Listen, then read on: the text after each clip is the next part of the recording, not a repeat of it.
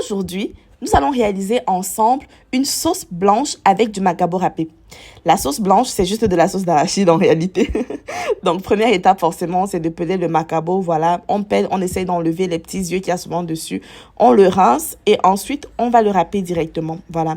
Bon, comme toujours, j'essaie de nettoyer ma paillasse avant et je vais utiliser ma râpe traditionnelle. En général, je préfère l'utiliser parce que, bon, je sais pas si c'est dans ma tête, mais j'ai l'impression qu'elle a un meilleur goût, du moins, ou qu'elle donne un meilleur goût. Pour éviter maintenant que mes petits morceaux de macabo ne me grattent les doigts, j'utilise une fourchette et voilà. En parallèle, je vais donc préparer les condiments. On a de l'oignon, de l'ail, un peu de gingembre, pas trop, sinon ça va beaucoup se sentir dans la sauce d'arachide, du blanc de poireau, des écrevisses et un peu d'eau. Voilà, je vais mixer le tout et je vais obtenir une jolie petite pâte que je vais mettre de côté. Maintenant, à côté de cela, je vais préparer mon gombo. C'est pas obligatoire de mettre du gombo à l'intérieur, mais ça donne un meilleur goût. Je retire les graines parce que je veux vraiment juste légèrement le gluant du truc. Je veux pas que ce soit une sauce gombo. Donc, je vais le concasser un peu également pour que le gluant sorte encore plus et le mettre de côté.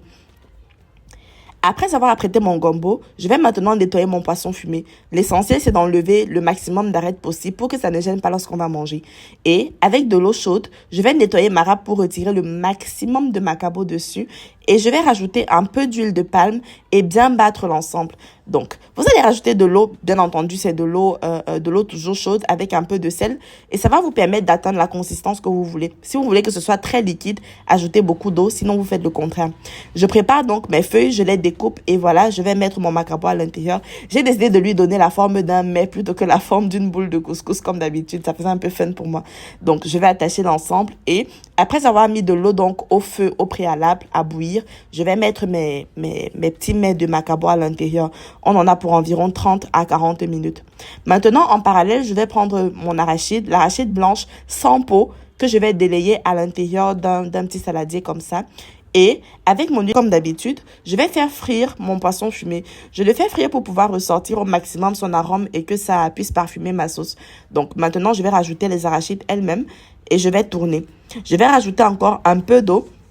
Comme toujours, c'est de l'eau chaude pour ne pas casser la cuisson et je vais laisser cuire. Ne faites pas comme moi, ne fermez pas complètement, ça déborde. Donc, vous allez ouvrir quelques minutes plus tard, environ 10 minutes, pour ajouter vos condiments, votre piment. Peut-être 10 minutes plus tard encore, vous allez rajouter les viandes, c'est-à-dire le poulet fumé, un peu de sel, un peu de poivre, de préférence vers la fin parce que ça vous permet de vérifier si l'assaisonnement n'est pas excessif.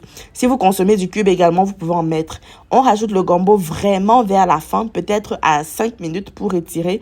Et voilà, la sauce est prête. Notre mets également est prêt, donc c'est le moment de manger. Bon, je sais que si je dis là maintenant que c'était super bon, on va me dire que je dérange et que c'est parce que c'est moi qui ai cuisiné. Mais bon, c'est pas grave. À défaut de venir tester si le repas est bon, je te propose de t'abonner à ma nouvelle chaîne YouTube que j'ai baptisée Le Cameroun dans l'assiette de Nancy. À l'intérieur, tu vas retrouver toutes les recettes que j'ai eu à faire depuis le début en 2023 jusqu'à maintenant, sans avoir à devoir scroller de haut en bas, de gauche à droite, histoire de te retrouver. Fatigue-moi avec tes commentaires, tes astuces, tes critiques, j'adore ça. Et surtout, à très bientôt pour la prochaine recette. Je te mets le lien de la chaîne en commentaire. Mouah.